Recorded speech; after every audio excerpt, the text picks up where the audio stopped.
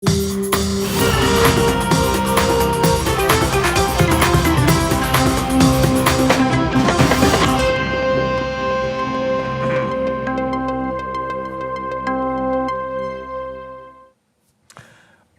dia, pessoal. 7 da manhã em ponto. Vamos levantar da cama. Hoje é dia 12 de agosto de 2026. Nós estamos começando agora mais uma edição do seu Desperta aqui de todo santo dia, esperando que você tenha um ótimo dia, que você consiga resolver, desenrolar a sua vida, resolver seus negócios e tudo mais. E para te ajudar, nós vamos começar te dando aqui as informações fresquinhas do que aconteceu ontem, do que vai acontecer hoje e do que está em perspectiva aí pela frente. Olha, tem dia que a gente pensa que é melhor não abrir, né, os jornais ou não olhar a internet, porque o que vem por aí é muito ruim. E foi essa sensação que eu tive essa madrugada, quando abri o noticiário e vi o tamanho da ofensa, né, que, de novo, o Departamento de Estado dos Estados Unidos está fazendo aqui, com uma manifestação explícita de arrogância do nada, uma provocação que vem do nada, sabe? Um idiota lá, todo poderoso dos Estados Unidos, a serviço do Trump, lembrando a doutrina Monroe, que é uma doutrina de intervenção pesada, né?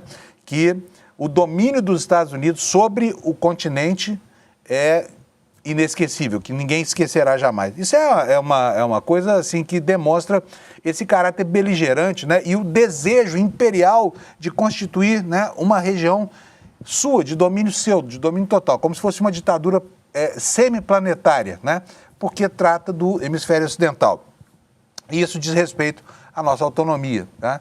E não é um discurso vazio, porque a gente sabe que o Trump começou essa gestão aqui fazendo várias ameaças a vários países, Groenlândia, anexação da Groenlândia, anexação do Canal do Panamá, pois ontem tudo isso voltou e voltou gratuitamente. E digo aqui para vocês que isso lembra muito o que aconteceu na Alemanha nazista, na Alemanha dos anos 30, na preparação do ambiente da Terceira Guerra Mundial. Obviamente que hoje o mundo é um mundo muito diferente daquele, pode ser que isso não crie uma guerra, né? Porque existe um desequilíbrio nas forças, não há mais nenhuma paridade de força, ninguém pode conter o Império Militar Americano, porque o Império Militar Americano tem mesmo um arsenal que ninguém tem meios que ninguém tem e está nas mãos de um sujeito que parece ser um desequilibrado completo. E os sonhos expansionistas, os sonhos imperiais, e por que não dizer os sonhos imperialistas dele, estão impregnando as relações dos Estados Unidos com todo mundo, inclusive com o nosso bom humor, tá? Porque é muito difícil você acordar de manhã e saber que um sujeito que não tem nada a ver com a nossa língua, com os nossos costumes,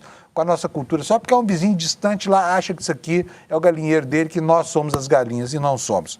Então é nesse clima de indignação que eu vou começar o nosso jornal de hoje, e dizendo para vocês que tem muito mais no reino da política. Nós temos, olha, Michele, amicíssima de Flávio Bolsonaro, é uma relação de amizade que chega a condoer de tão maravilhosa que ela é, né? Ambos se elogiando mutuamente, compromissos juntos, tudo aquilo que a gente pensava que os problemas familiares iam separar definitivamente, não aconteceu, estão lá juntos, e está fazendo até bem para o Flavinho, sabia? Flavinho Bolsonarinho, porque ontem ele, um raríssimo gesto de gentileza, mandou até alimentar os animais, mandou dar Coca-Cola para os jornalistas que estavam lá na frente da casa dele, tá?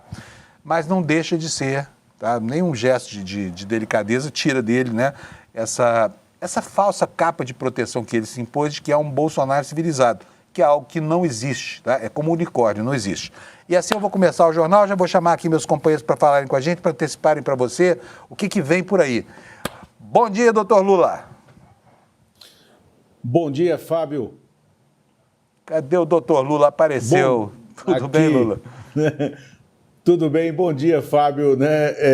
Bom dia quem nos assiste, quem nos ouve. Fábio, vamos falar para a nossa audiência como e por que o presidente Lula está intensificando o diálogo dele com Davi Alcolumbre e Hugo Motta no Congresso e o risco de se reabrir a discussão sobre a redução da maioridade penal às barras da eleição, como o Hugo Motta faz hoje, né, instalando a Comissão Especial de Redução da Maioridade Penal na Câmara dos Deputados. E também vamos falar sobre a procedência dessa investigação no Maranhão contra um blogueiro e o seu mandante de ação que estava produzindo dossiês e cenários contra um ministro do Supremo Tribunal Federal, no caso, o ministro Flávio Dino. Esse assunto é um assunto muito polêmico. Daqui a pouco o Lula vai colocar a posição dele sobre isso para a gente discutir aqui, tá bom? Bom, deixa eu chamar o Kleber Lourenço e o clone dele, que estão lá na nossa redação desde cedinho, produzindo um monte de coisa lá. Bom dia, Kleber, tudo bem? Tudo ótimo, Panunzio. Bom dia para nossa maravilhosa comunidade também. E bom dia, um abraço especial para Olivia Lebrandan, que também nos acompanha ali, uma espectadora assídua do nosso programa, Panunzio. Para hoje, o que nós temos de importante? Vamos falar um pouquinho ali sobre a primeira aparição pública de Flávio Bolsonaro e Michele Bolsonaro lado a lado. Tem algumas mensagens importantes que a coletiva deles ali deu para essa campanha presidencial. Também vamos falar sobre a reunião de líderes de ontem. O líder da bancada petista, o Pedro Kuczaj, desmaiou, teve ali um AVC, e isso paralisou os trabalhos da Câmara dos Deputados ontem, mas tinham discussões importantes em andamento. Além disso, a gente vai falar sobre a perspectiva do governo em relação à reindicação de Jorge Messias, também sobre a relação do Exército Brasileiro com as Forças Armadas norte-americanas em pleno auge da crise e das seguidas ameaças de invasão, intervenção e todo tipo de ingerência da gestão do Donald Trump na América Latina. Ontem eles também publicaram um vídeo ali ameaçando praticamente todo mundo e reafirmando a postura imperialista deles. E por último, também vamos falar sobre o TCU, o Tribunal de Contas da União, que mandou o CAD, o Conselho de Atividade Econômica, suspender uma parceria com a entidade que representa as bets. Uma parceria que já era no mínimo absurda, mas que o TCU mostrou que é ainda mais absurdo do que a gente imaginava, Panunzio. Pois é. Então até já, Kleber. Pessoal, acabou a novela Depay. O Depay está fora do Corinthians. E é sobre isso que o Alex vai nos falar hoje, não é, Alex? Bom dia. Isso mesmo, bom dia para nós, bom dia à nossa audiência. Hoje teremos nosso bloquinho, teremos o Depay, o anúncio da não renovação de contrato. Também teremos a notícia sobre o ônibus que ia transportar o São Paulo, que estava com 86,5 kg de maconha no ônibus tricolor. E também os resultados dos jogos de ontem e os jogos de hoje também para nossa audiência, Panunzio. E o pessoal é para uma festinha brava, é isso, Alex? Então, a gente não vamos deixar... É maconha para muita festa, hein? Sim, ali eles iam carburar demais, mas vamos falar isso no bloquinho, Panunzio. Tá bom, beleza. O Alex volta já, gente. Bom, vamos começar então. Vou mostrar para vocês aqui os destaques do nosso site, do iclnoticias.com.br, que você precisa se acostumar a compulsar de manhã, porque estão aqui, né, as notícias que fazem a síntese da agenda do dia, né? E nós começamos com isso aqui, olha, mais uma notícia lá sobre Trump, que está agora querendo manietar as eleições dos Estados Unidos, porque ele, com 70% quase de impopularidade, vai tomar uma surra nas eleições de meio de mandato, vai ficar sujeito, inclusive, a ser impedido de... Podia acontecer isso, né? Isso ia restaurar o sossego no mundo, porque esse cara transtornou tanto a ordem mundial, mas, enfim, quer tutelar as eleições americanas e daqui a pouquinho nós vamos... saber mais sobre isso. E aqui, olha, no intertítulo aqui que está debaixo dessa manchete, tem aqui, ó, Estados Unidos alertam que domínio sobre a América Latina jamais, nunca mais será questionado. Aqui é que mora o problema. Mais uma manifestação de estupidez e arrogância do Departamento de Estado dos Estados Unidos, tá? Um outro destaque, a Universal mobilizando os seus clérigos lá, os pastores, os bispos, para eleger pastores e bispos, né? A igreja quer encher o parlamento brasileiro de funcionários seus, como é a tradição dela, a igreja que tem banco, que tem partido, enfim, é uma igreja que é um combo institucional no país, né? E lançou uma campanha chamada Desafio de Neemias, que começa hoje e que vai terminar só no dia da eleição, dia 4 de outubro. O que será que é o Desafio de Neemias? Daqui a pouquinho eu vou contar para vocês, tá bom? Olha, o livro da nossa grande Juliana Dalpiva venceu o Jabuti Acadêmico e eu quero aqui já deixar os parabéns para ela. Ela, infelizmente, não vai poder estar conosco aqui hoje no programa, mas certamente vai estar lá no N1 falando sobre esse prêmio importantíssimo na vida de qualquer autor, né? Ela que é uma escritora brilhante, né? E é uma jornalista brilhante também, mereceu super, deve estar super contente aqui, espero que ela tenha um ótimo dia hoje, porque a notícia é super importante, tá bom? Aqui o tema que o Lula vai trabalhar depois, aqui, Moraes determina busca contra o suposto informante blogueiro que escreveu sobre Dino. esse caso é um caso muito controverso e é bom que a gente o discuta aqui porque ele diz respeito ao campo da liberdade de expressão. Mas aí vem a pergunta, será que a pessoa que supostamente queria publicar matérias sobre Flávio Dino era mesmo um jornalista ou era um chantagista? É o que nós vamos saber, tá bom? Aí temos aqui também o destaque de um juiz que bebeu demais e aí saiu falando bobagem na internet, né? E o Pedro Kizai, deputado federal, líder do PT, ontem participando de uma reunião na liderança, no colégio de líderes, passou mal, teve um AVC, foi internado às pressas lá em Brasília. Parece que está tudo bem com ele, a gente vai atualizar as informações durante o programa de hoje, tá bom? Bem, esses aqui são os destaques. Pode tirar a minha página do ar, por favor, Alex?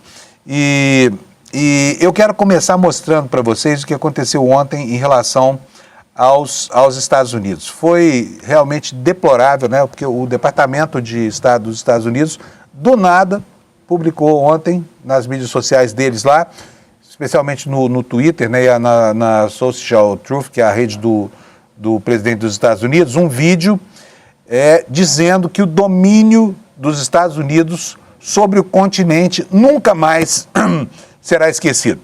Eu vou botar um trecho para vocês aqui do vídeo, é um vídeo de 5 minutos, e esse vídeo é um vídeo que diz muita coisa sobre a ressurreição dessa chamada doutrina Monroe, né, que é uma doutrina lá do século XIX, que entrou pelo século XX e nunca saiu da mente expansionista dos Estados Unidos. Olha só a maneira como o cara fala.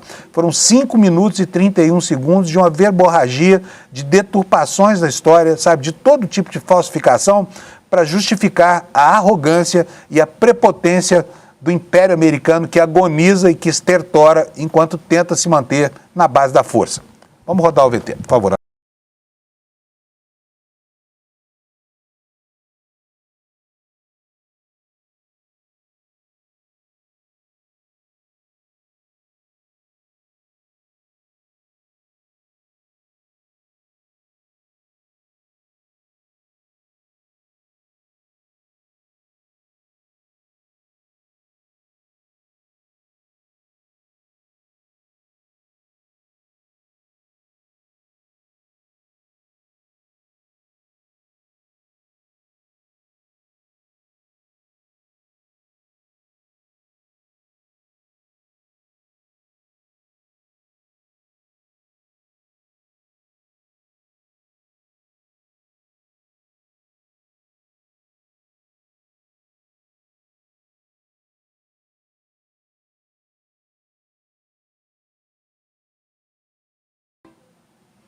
E aí, meu amigo, você gostou disso que você viu?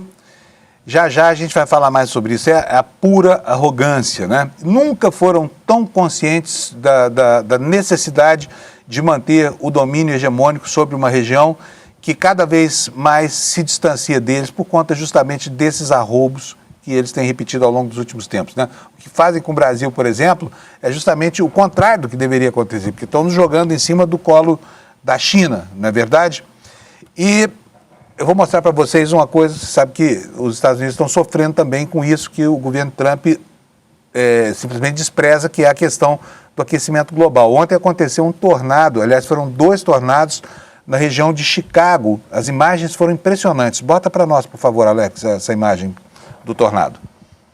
Olha só o tamanho do bicho, tá? Maior do que os nossos aqui, que são também fenômenos raros, né? Muito raros, e que estão causando destruição em tudo quanto é lugar. Lá no caso de Chicago, foram fenômenos climáticos, foram 2 fenômenos climáticos, tá? E, enfim, provocaram só prejuízo. Lá não houve morte, não houve nada, é uma área de baixa densidade demográfica, né? E eu vou agora mostrar para vocês a meteorologia, para a previsão do tempo para o dia de hoje. Pedir para o Alex já colocar aqui na tela para a gente a meteorologia. Olha, hoje nós vamos ter um dia que é assim, ó, friozinho só aqui no sul do país, as temperaturas chegam aqui a 10 graus lá em Porto Alegre, 13 graus lá durante a madrugada em Florianópolis, mas depois aqui para cima, do sudeste para cima, a meteorologia a temperatura fica boa, né? Nós vamos ter, por exemplo, regiões inteiras com mais de 35 graus de temperatura em quase todas as capitais. Então vamos começar a ver aqui, essa região que eu falei é aqui a região norte, né? Olha, a temperatura máxima será de 36 graus hoje lá em Rio Branco, mas você pode observar que nós teremos aqui em Palmas também 36, nós teremos 35 aqui em Rio Branco, 34 aqui em Belém, né? Em Macapá 32, 35 em Boa Vista, 36 em Manaus, quer dizer, calor pra caramba, né? E vai chover em Manaus, Porto Velho e Rio Branco. Na região Nordeste, nós vamos ter um dia, na maior parte das capitais, de sol sobre nuvens, né? E teremos chuva aqui em Maceió e pode ter tempestade, chuva em Maceió e Salvador, pode ter tempestade em Aracaju, com temperaturas variando entre 37 e 25 graus Celsius, tá? Região Centro-Oeste. O que vai acontecer hoje? Brasília e Goiânia terão sol entre nuvens, temperatura de 36 graus lá em Goiânia. Gente, 36, hein? Os goianos vão assar hoje. 29 graus em Brasília, Campo Grande com 32, Cuiabá com 36 graus. Na região Sudeste, nós teremos um dia de céu nublado em Belo Horizonte, céu sobre nuvens em Vitória, no Rio de Janeiro 28 graus, céu sobre nuvens, em São Paulo o tempo já amanheceu nublado. E aqui no sul do país, chuva em Curitiba, tempestades em Florianópolis e Porto Alegre, como eu falei, com temperaturas chegando aqui a 10 graus, 13 graus, 10 graus na madrugada, com a máxima friazinha, né? 16 graus aqui no Rio Grande do Sul. Então, esse será o dia de hoje da meteorologia no Brasil. E isto posto, eu vou chamar para nós o Kleber Lourenço, porque o Kleber vai trazer um bocado de informações para nós agora. Kleber, bem-vindo, Kleber. O que acontece aí, Alex? Ah, não está? Bom, o Kleber foi dar uma voltinha, ele já volta. Foi buscar o clone dele por ali, tá bom? Então eu vou chamar aqui o Alex, porque hoje nós temos dois fatos aqui, olha. Primeiro, o Charles Depay. Depay ou Depay, hein, Alex? Desculpa, é Memphis Depay, o Panunzio. Como é que é? Memphis Depay, que é Charles. Você aqui, falou ó. Charles, Memphis, eu não entendi. eu me dou o direito de falar umas bobagens, porque realmente, assim, eu ouvi falar sobre Memphis Depay só agora. No dia que ele chegou com aqueles carrões no aeroporto, chegou aqui para resolver a parada. Sim. Né? Tinha uma contratação pendente com o Corinthians, uma dívida de 42 milhões para receber, e havia expectativa de ficasse, mas impuseram a ele um exame médico. O que foi? Tomou pau nesse exame?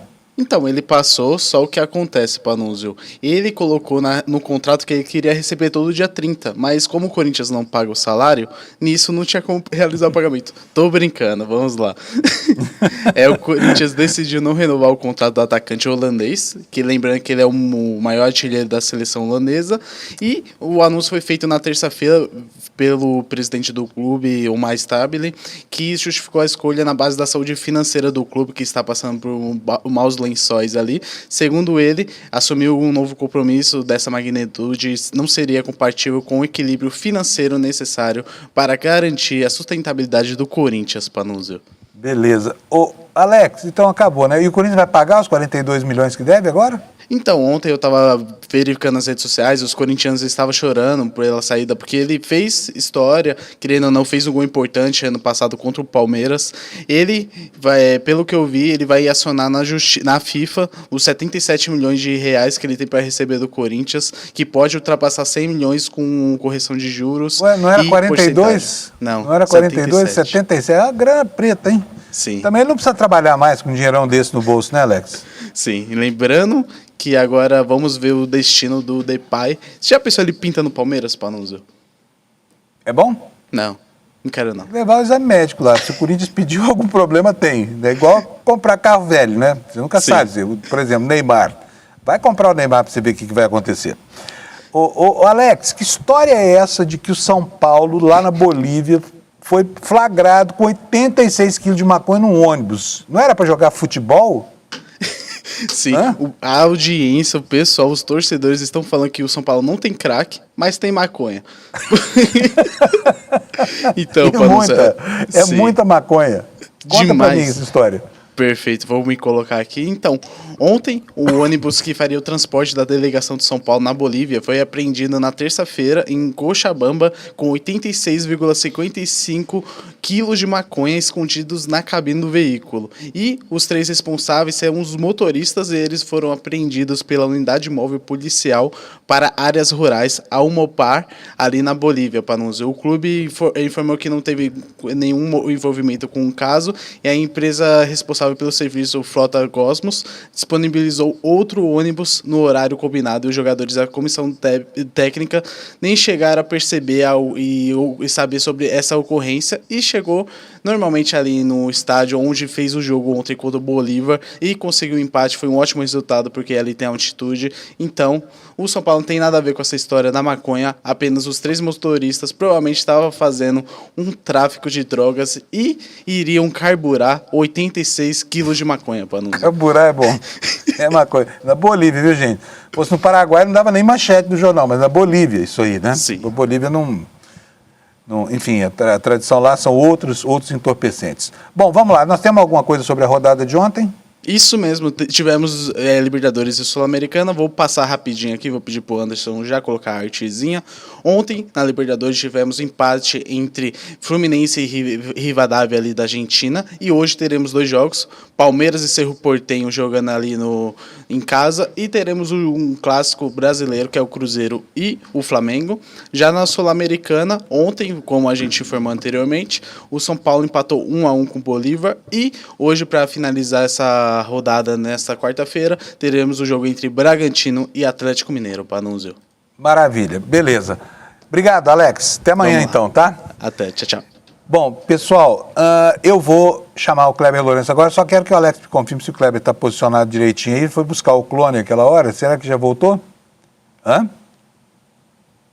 Ele vai, coloca aí. Aí apareceu o homem, mas hoje tá difícil falar com o Kleber Lourenço demais, né? O cara vai ficando importante, é mais difícil falar com os pobres depois. Kleber. Que loucura, menino. Tudo bem, Kleber? Tudo ótimo, Panunzio, bora lá? Bora lá. Bom, o Kleber hoje está lotado de assuntos aqui na coluna dele, né? Vamos começar por Love is in the air. Love is in the air. As pessoas estão se amando.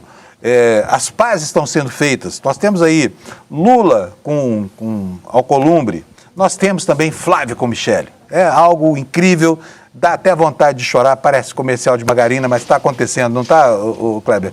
Tá uma reaproximação ali digna de um filme de terror, Panunzio. Dark Horse, sei lá, exatamente, Black o Jack. Pangaré obscuro aí. Exatamente. Mas tem um clima de romance no ar aí, hein?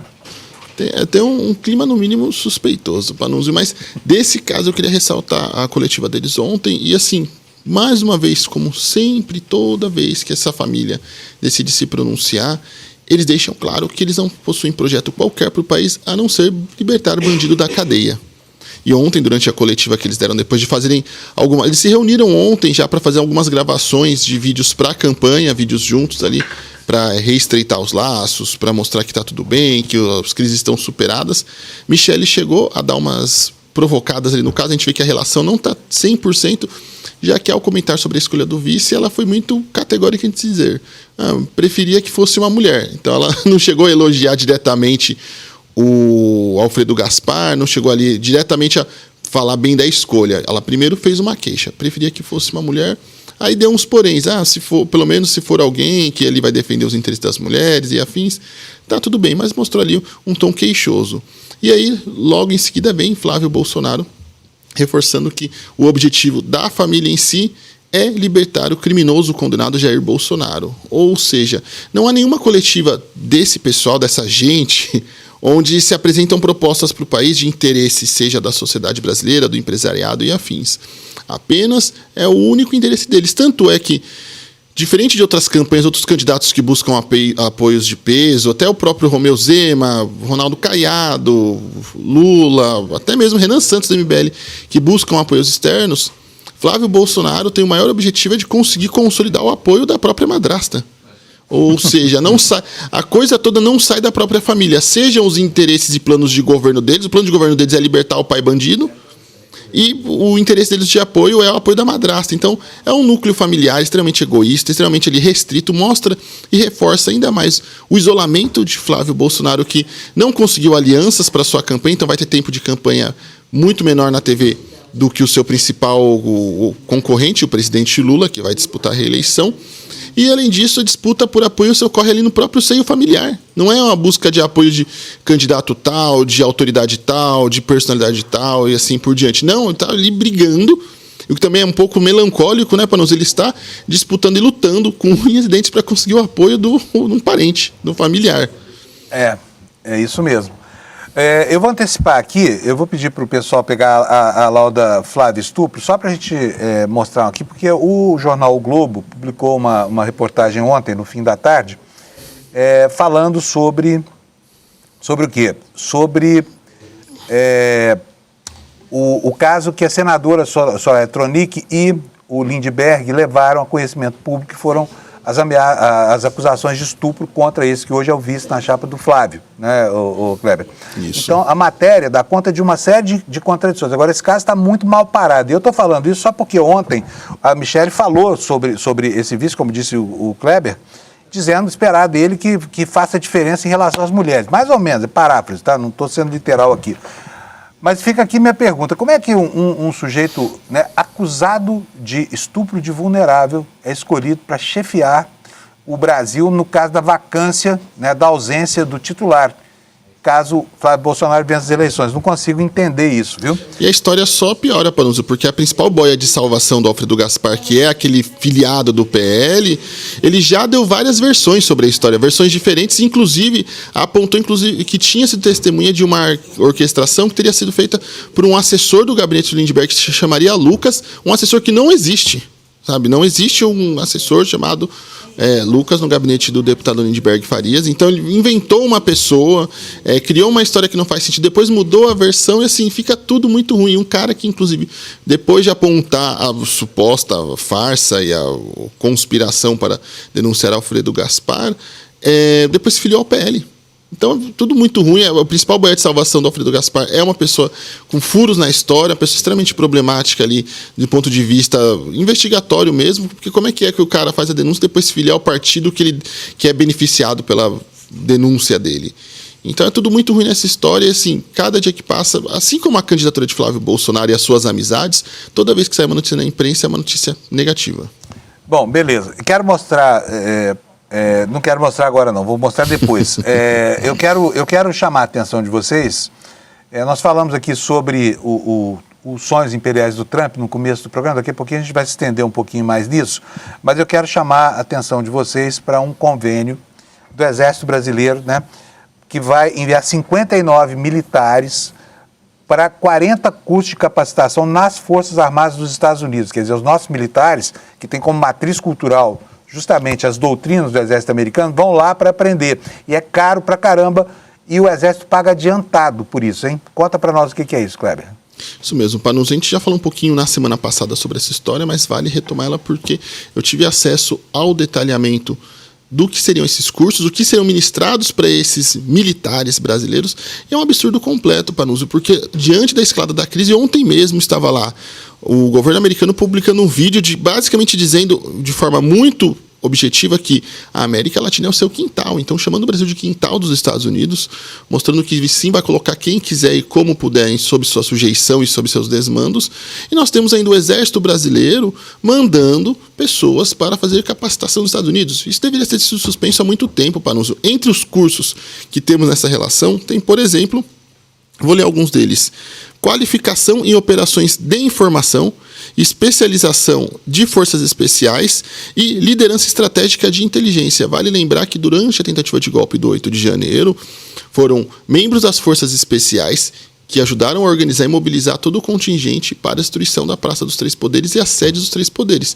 Inclusive, há sim indícios muito claros de que na invasão do Congresso Nacional, isso foi organizado e mobilizado por membros das forças especiais, assim como aqueles atentados a torres de transmissão, tentativas de explosão de bombas, tudo isso tem no seio agentes das forças especiais do Exército Brasileiro, e aí essa gente é mandada para fora, assim, ao custo de R$35 mil por cabeça para a realização desse curso, que foi pago de forma antecipada.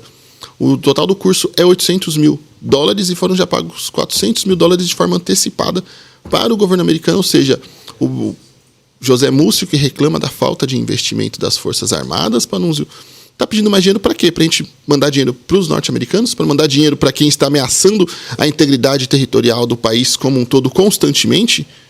É para isso que ele quer dinheiro? E assim, ele fala que vai abrir a porteira, eu repito, José Múcio Monteiro, ministro da Defesa. A porteira já está aberta. O senhor, inclusive, é um dos nomes da sociedade brasileira que está se empenhando, seja direta ou indiretamente, para manter essa porteira aberta. Essa porteira já está aberta. Essa matéria que eu estou dando no iclnoticias.com.br indica isso também. E é muito preocupante que nessa altura do campeonato tenhamos militares indo fazer capacitação e treinamento com uma força estrangeira que está nos ameaçando. Muito bom. Mudando de assunto completamente, nós vimos essa semana, né, o Lula reatar a relação com alguém que causou muitos prejuízos a ele, que foi o Alcolumbre, né? O Alcolumbre começou essa história quando o Pacheco não conseguiu a indicação do Lula para aquela vaga do Supremo aberta com a saída do ministro Luiz Roberto Barroso, e a partir daí não parou mais de sacanear o Lula. Mas agora eles compuseram, né? Enfim, um prometeu juras de amor secreto ao outro, e agora volta a novela do Jorge Messias, né? Porque a indicação do Messias, de novo, não está descartada. A gente tem falado sobre isso aqui. Mas será que isso vai rolar? E o que o Jorge Messias acha desse momento que está vivendo, hein, Kleber?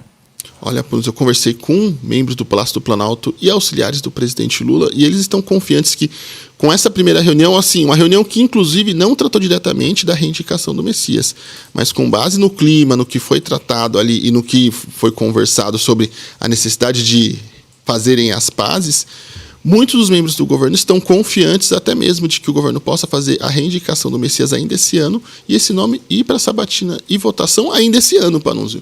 Então, se há uns 3, 4 meses atrás falávamos sobre a incerteza disso que poderia ficar para o ano que vem, no Palácio do Planalto a expectativa já é outra. Para aliados, o Jorge Messias vem sendo ali bem cauteloso e conservador, até com razão, né?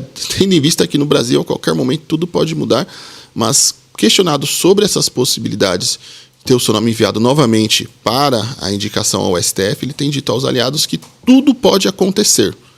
Inclusive, nada, né? Mas ele também diz que está em compasso de espera e que tudo depende da relação entre o presidente Lula e também do presidente do Senado, Davi Alcolumbre. Então ele também ali está um pouco conservador, mas imagino que, conforme ele acompanha o clima geral no Palácio do Planalto, ele também deve estar um pouco confiante, viu? Muito bom. Beleza. Vamos ver como é que vai acabar essa novela aqui. O Brasil é o país daqui que não manda, né, gente? Essa vaga, está há quanto tempo já aberta essa vaga? Já nem lembro mais como era o ministro Luiz Roberto Barroso, de tão atrasado com essa indicação. Não só essa novela, mas temos outras novelas importantes que não andam, Panunzio, como, por exemplo, nossa audiência acha que esquecemos, mas não esquecemos. O fim da escala 6x1 também segue ali congelada, a perder de vista, pela atuação direta de Davi Alcolumbre também, que é uma pessoa que não só faz isso por criar dificuldades ao governo, mas por convicção mesmo. Já falei várias vezes aqui. Davi Alcolumbre é contra o fim da escala 6x1 de maneira convicta, porque ele acredita que não é positivo. Então temos também ali outras coisas muito importantes para a sociedade brasileira que seguem congeladas no Brasil e que não avançam. Muito bom. Olha, gente, ontem nós tivemos uma coisa que raramente acontece lá em Brasília. Estava acontecendo uma reunião do Colégio de Líderes, o líder do PT, o Pedro Kizai, estava lá nessa reunião, de repente passou mal. E foi coisa séria, né, Kleber? Eles tiveram que chamar lá o serviço médico da Câmara e ele acabou sendo internado no hospital lá de Brasília porque teve um AVC. E o que foi que aconteceu com ele, hein, Kleber? Olha, Panunzio, ontem, durante a reunião de líderes, que estava prevista para acontecer às 3 horas da tarde, mas iniciou às 15:05 da tarde, os parlamentares que estavam presentes na reunião falaram que o líder da bancada petista, o Pedro Kizai, passou mal, teve um mal-estar e desmaiou. Alguns presentes chegaram a me relatar que tinham a suspeita de que ele teria um quadro convulsivo, de que ele teve uma convulsão, e ele foi levado às pressas ao hospital, ele ficou internado no DF-Star, e lá, depois, a liderança da bancada petista emitiu uma nota confirmando que Pedro Kizai teve um AVC durante a reunião de líderes que discutia alguns temas importantes. Por conta desse episódio, o presidente da Câmara, Hugo Mota, ele suspendeu a sessão plenária que teria ontem para deliberar alguns temas e também suspendeu a discussão da reunião de líderes que estava definindo a pauta. Tinham alguns assuntos que já estavam em discussão e em tramitação, como, por exemplo, o projeto dos combustíveis. Eu vou até pegar a listinha que uma fonte me mandou aqui no WhatsApp ontem sobre o que estava em discussão aqui. Sobre o Plano Nacional de Cultura, também sobre o PLP dos combustíveis, falava também sobre antecipação de receitas para a defesa, para o Ministério da Defesa, que era uma discussão que estava no Senado e avançou para a Câmara dos Deputados, mas tudo isso acabou ficando em suspenso, como, por exemplo, isenções fiscais referentes à realização da Copa do Mundo Feminina de Futebol, que acontecerá no Brasil no ano que vem, se eu não me engano. Alex, me ajude no ponto, por gentileza. Cadê o Alex? Brigadão, viu? Então, vai ser no ano que vem a Copa Feminina de Futebol. E aí também estavam pensando nas isenções fiscais para isso, além de recursos do Fundo Social para a saúde. Então, todos esses temas estavam em discussão para a pauta da semana e ficaram em suspenso por conta desse episódio. E aí a expectativa é que nos próximos dias seja retomada a discussão no Colégio de Líderes para que a pauta seja definida. A pauta ali que eles chamam de esforço concentrado antes das eleições. Bom, vou falar um pouquinho sobre bets aqui, sobre apostas, né? Tem uma entidade chamada Anseja. Anseja significa o quê, Kleber? A Anseja é uma instituição que, vamos supor ali que seria como se fosse um sindicato das bets. Sindicato das bets, pois é. Só que o Sindicato das bets está na alça de mira do TCU. Por quê, Kleber? Olha, Panunzio, teve uma decisão recente do Tribunal de Contas da União que determinou que o CAD, que é o Conselho de Atividades Econômicas, encerre um acordo de operação de 5 anos com a Anseja, entidade ligada ao setor de apostas. E por que isso? Assim, todo caso é muito estranho e chama a atenção de como órgãos que deviam regular os setores acabam sendo cooptados pelos setores que deviam regular. Porque, por exemplo, a Anseja foi criada em 1º de outubro de 2025 e apenas 5 dias depois já tinha contrato com a presidência do CAD. Além disso, pouco tempo depois conseguiu o credenciamento e a parceria com o CAD. E eles realizaram um evento em conjunto com o CAD, e aí mesmo após o cancelamento de um patrocínio de integrantes da Anseja, eles continuaram participando ativamente de um seminário do CAD sobre apostas.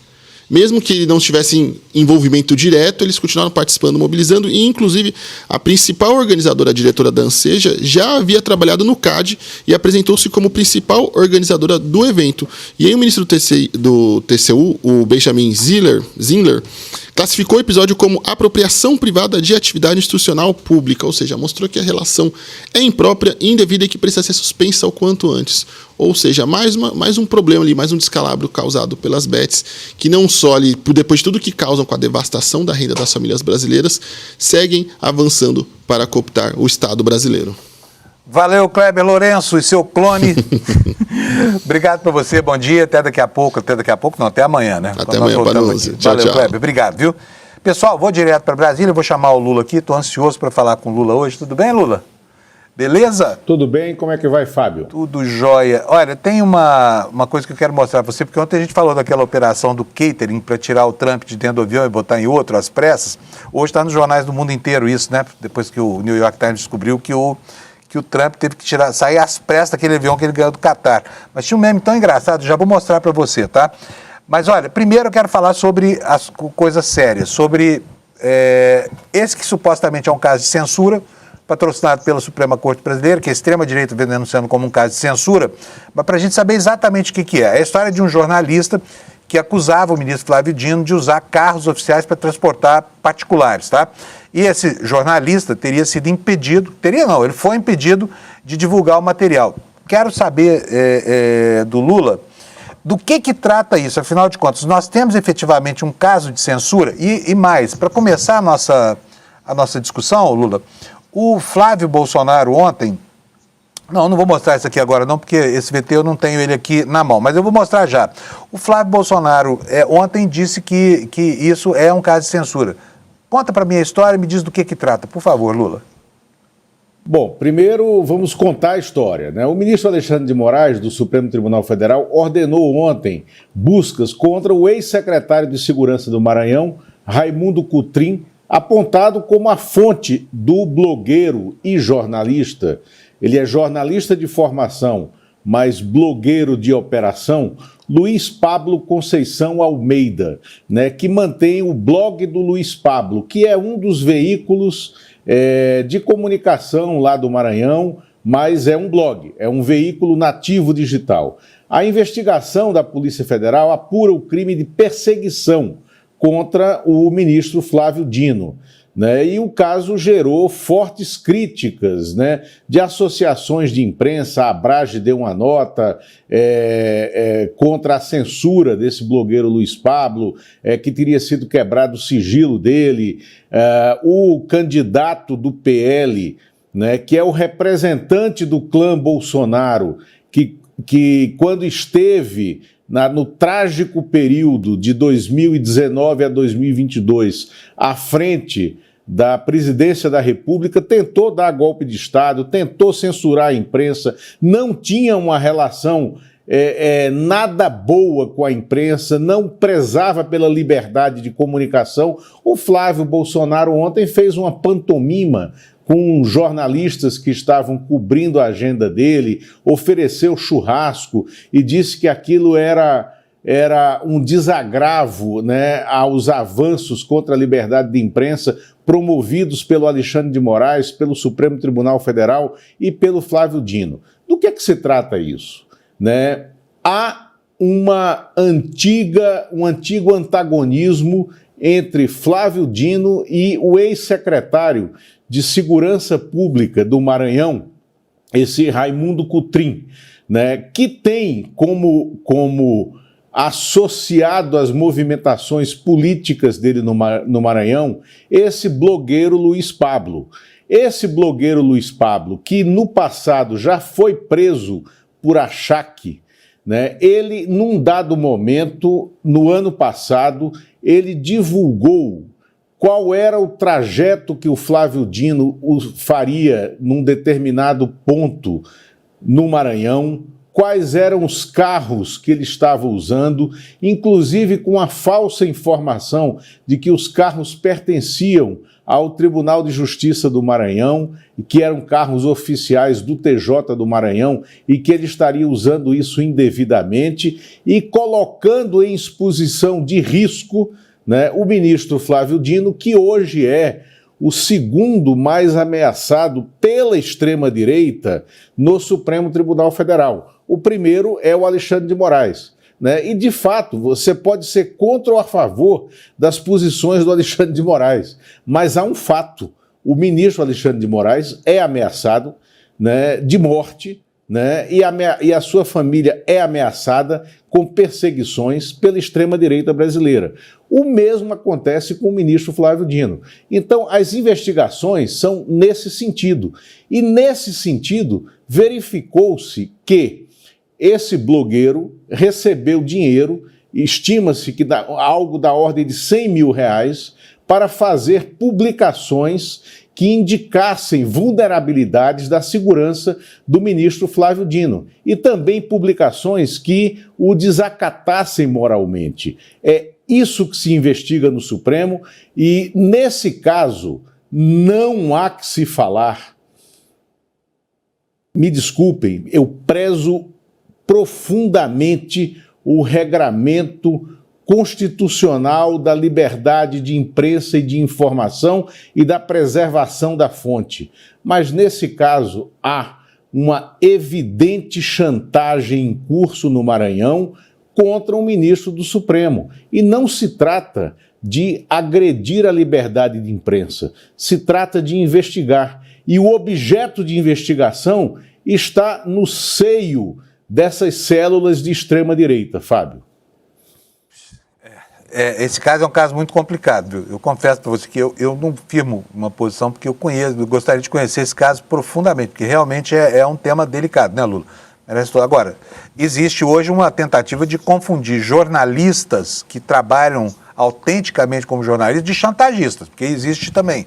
A máscara cabe em qualquer um, né? Exatamente. Também existe isso, mas existe o contrário, tá? E eu falo aqui de cátedra, tá? Porque eu, na minha trajetória profissional, já estive em outras encarnações profissionais, inclusive como vice-presidente de uma grande agência de publicidade que atua com contas públicas no passado e até hoje, e fui chantageado, inclusive com um valor dessa ordem, de R$100 mil, para que se fizessem pagamentos e programações para determinados sites, né? E eram pessoas que se passavam por jornalistas, mas que faziam essas publicações chantagistas. Então, é fundamental a gente ter frieza, a gente, inclusive jornalistas, né, ter frieza para separar as coisas, porque há uma operação de difamação e de perseguição em curso.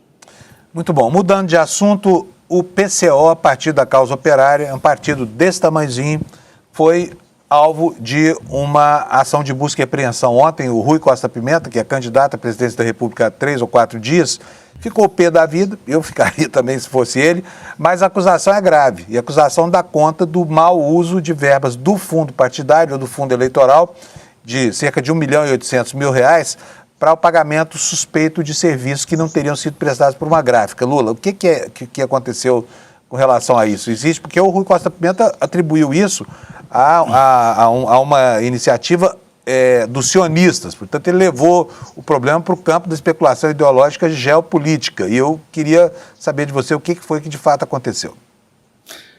Fábio, aí vai muito da mitomania do Rui Costa Pimenta, né? Mas o que é que acontece? Essa investigação busca apurar o uso de R$1,4 milhão, que seria fundo partidário, usado em gastos de gráficas, em gráficas que teriam dado notas para o partido. Essas gráficas estariam ligadas à família do Rui Costa Pimenta e era um processo na investigação, que é o que se procura apurar, né, seria uma lavagem de dinheiro e o retorno do recurso para os bolsos familiares, inclusive porque o João Pimenta, filho do Rui Costa, também é investigado na ação, né? Então haveria um retorno de recursos para a família Costa Pimenta. É isso que se investiga. Agora, essa investigação ela é exatamente igual a outras que acontecem no âmbito da justiça eleitoral para verificar esse coronelismo partidário no Brasil. Por quê? A gente já falou aqui várias vezes, partidos como o PL, como o próprio Republicanos, o União Brasil, o Progressistas, esses partidos do Centrão, legendas menores, Avante, Podemos, essa coisa toda, eles viram microempresas familiares com um fundo público, né, garantido de financiamento. No caso do PL, é R$1 bilhão por ano. R$1 bilhão por ano. E movimenta essa grana internamente com empresas gráficas, empresas de educação, empresas de segurança, aluguel de jatinhos, aluguel de carros.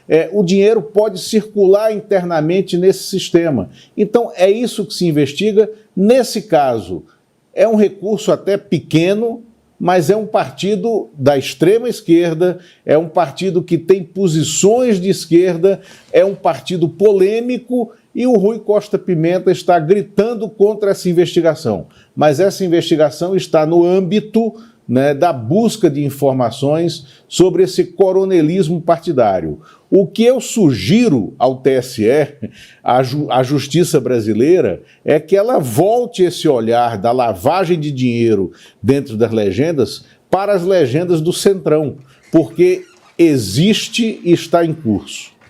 Muito bom. Ô Lula, vamos mudar um pouquinho de assunto. Hoje falei que o amor está no ar, né? Porque tem Hugo Mota com Lula, tem Alcolumbre com Lula, tem Flávio com Michele, o Brasil virou um país romântico, afinal de contas, nessa reta inicial aqui da eleição. Mas... Então, para seguir nessa sua linha, poderia-se dizer que o presidente Lula está trabalhando um trisal. Lula, Alcolumbre e Hugo Mota, é isso? Vai ficar de suruba isso, não quero falar nada não, mas trisal é pouco aí nessa relação polimórfica, né? Bom, desculpa aqui a bobajada, gente, mas vamos lá. Olha, eu estou falando que o amor está no ar, porque as pesquisas estão saindo, né? O Lula está em vantagem, essa vantagem estreita em um pouquinho, é mantida na outra, mas ontem saiu a pesquisa da CNT, né? CNT-MDA. Eu queria que o Lula contasse para nós como é que foi, porque ali a diferença é grande, né, Lula? A diferença é grande. Veja bem, Fábio, a gente até comentou isso no N2 de ontem, né? Essa pesquisa CNT-MDA é uma pesquisa, primeiro, feita face a face, porta a porta. Não são entrevistas pela internet, não são capturas de entrevistados pela internet. O que tem provocado um desvio, né, e um aumento de determinados candidatos, né, nos índices de intenção de voto, como é o caso específico aqui das pesquisas pela internet, elas sempre inflam o candidato Renan Santos, que aparece aí com 7%, 8%, 10% de intenções de voto nessas pesquisas, porque ele é um personagem da internet, né? Ele é um personagem que tem tráfego de internet nas suas redes sociais muito maior que o presidente Lula ou que o próprio Flávio Bolsonaro, né? Mas ontem essa CNT-MDA mostra uma diferença no primeiro turno de 13 pontos, né? Uma vantagem para o presidente Lula de 13 pontos no primeiro turno, e mostra ele ganhando os ensaios de segundo turno com folga também, folga de 6 pontos, 7 pontos em relação a qualquer outro candidato e disparado na frente, não há empate. É uma pesquisa confortável para o campo da esquerda e da reeleição do presidente Lula? Sim. Agora, é uma pesquisa que ela está dentro da mesma linha das outras pesquisas que são feitas da maneira como é apurado a intenção de voto da CNT-MDA, que é o voto, é a entrevista face a face, é a entrevista em ponto de fluxo, como faz o Datafolha. E essa semana, depois de amanhã, sexta-feira, sairá a primeira grande pesquisa pré-eleitoral Quest encomendada pelas organizações Globo. Mas, então, a fotografia que saiu nessa MDA de ontem, com o presidente Lula à frente de Flávio Bolsonaro, mais de 13 pontos, né? 13,3 ou 13,4 pontos, né? À frente no primeiro turno e 7 pontos à frente no segundo turno, é uma pesquisa que fotografa com uma maior veracidade o que está acontecendo. E eu recomendei no N2 ontem, Fábio, que quem puder vá à revista Liberta, que está no ar desde sábado, porque a nossa capa chama para 3 artigos de fundo sobre pesquisa eleitoral e a confiabilidade da pesquisa eleitoral. E quando as pesquisas começam a indicar, né, um resultado sólido que vem se mantendo, isso funciona mais ou menos como um feromônio para que os políticos vão se reunir em torno daquele que tem, né, a preferência da opinião pública. Então o feromônio está funcionando e a gente vê isso, nisso que eu falei que o amor está no ar, love is in the air, né? Porque quando você tem aproximação de Alcolumbre com alguém de que ele estava distante, né, Lula? Porque o cheiro do poder, esse feromônio incrivelmente sedutor, está falando mais alto ali nas glândulas dos narizes desses caras. Agora, ontem o Lula também ligou para o Hugo Mota. Ligou para falar o quê?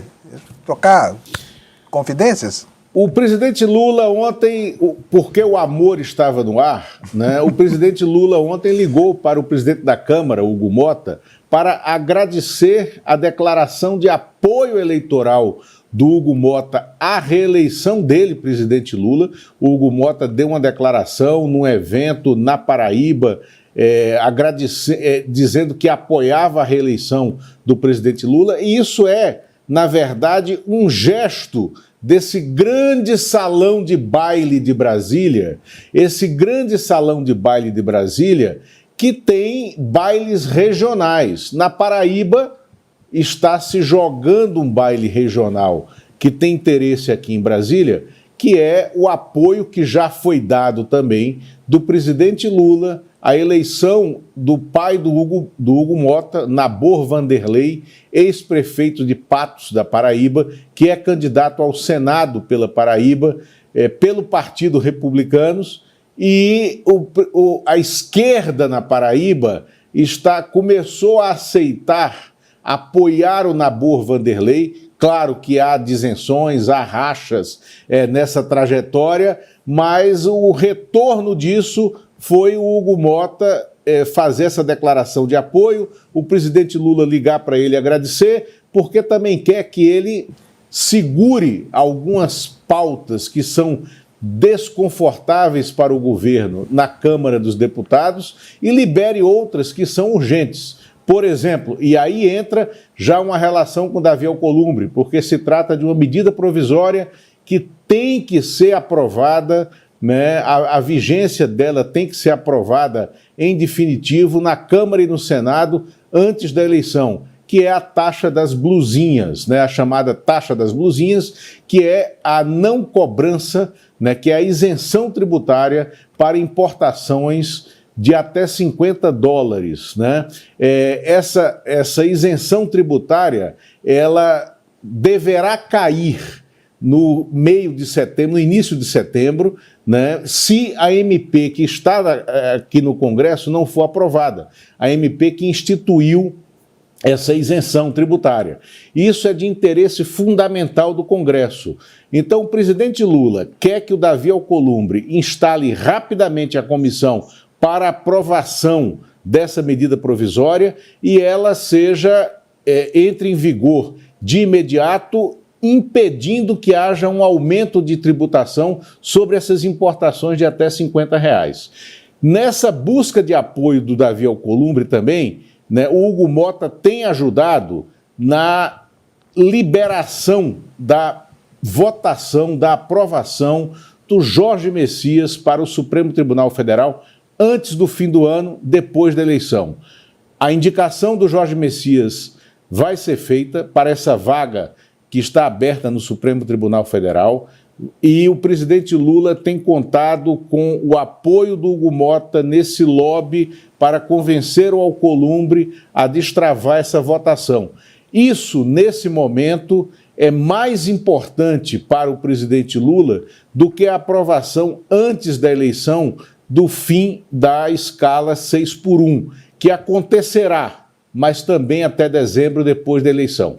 E só para encerrar aqui, Fábio, nesse lobby, né, para aprovação do Jorge Messias no Senado, ontem foi o dia do advogado, foi o 11 de agosto, né, isso, anteontem, desculpa, ontem foi o 11 de agosto, ontem. Então teve uma solenidade, né, no Recife, na Faculdade de Direito, com a presença do Jorge Messias, e o ministro José Múcio, que é pernambucano, foi junto com ele para uma ampla apresentação da plataforma de reivindicação do Jorge Messias a essa vaga no Supremo Tribunal Federal e houve uma movimentação de todo o trade político, da direita à esquerda em Pernambuco, em apoio ao Jorge Messias. Muito bom. Olha, só faltou, é que não vai dar tempo de a gente falar sobre isso, mas só para lembrar aqui, o Lula me chamou a atenção para isso antes do jornal e eu preciso dizer para vocês que nesta quarta vai ser instalada lá a comissão para discutir a redução da maioridade penal, um assunto importante que a gente vai discutir amanhã, tá bom, Lula?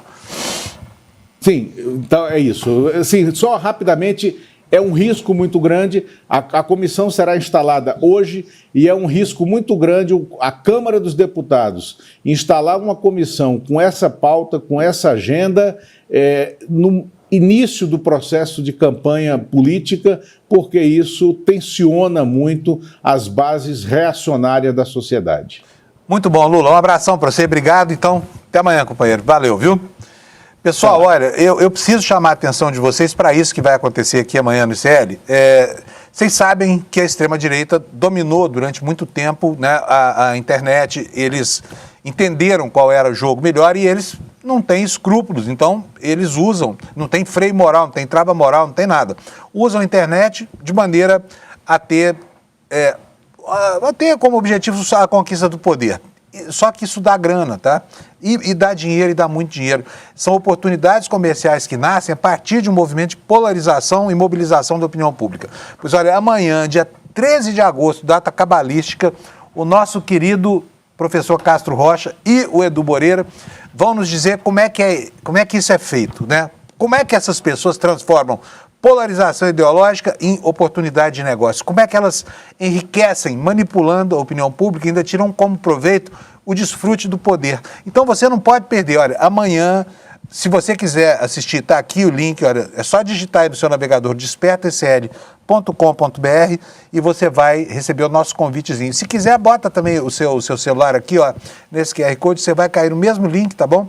Não deixe de assistir. Muito importante entender como é que a direita usa no mundo inteiro o modelo deles, esse modelo essa oportunidade de transformar a política em grana, tá? Que é disso o que trata, tá bom? Isso posto, eu vou me despedir de vocês aqui. Quero mostrar a audiência. Por favor, me sopra aqui no meu ouvido, por favor. Eu estou achando que nós estamos com 20.033 pessoas, a minha fonte aqui errou, passou a informação incorreta. Então, eu vou dizer, vamos lá, qual é o número, Alex? 20 mil? 330 pessoas nos assistindo, estamos em primeiro lugar na audiência para variar, e eu agradeço muito a sua audiência e te espero aqui amanhã às 7 da manhã para começar o dia com você, tá bom? Obrigadão, tchau, assista agora o N1. É amanhã, turma, a aula do professor Castro Rocha sobre a origem do dinheiro da extrema-direita no Brasil. E o tamanho do lucro que esse grande negócio, sim, porque é um grande negócio, dá para essa turma. Vocês não podem perder essa aula. É realmente inacreditável o que vai ser mostrado. Se vocês já estão inscritos, amanhã vai chegar o link para vocês poderem clicar e assistir a aula. O ICL está em todo lugar, na palma da sua mão, na TV da sua casa e até nos seus ouvidos. Para ir além da manchete e mergulhar com apuração e contexto de verdade, acesse iclnoticias.com.br. Siga o ICL, compartilha e vem com a gente. Informação para quem pensa.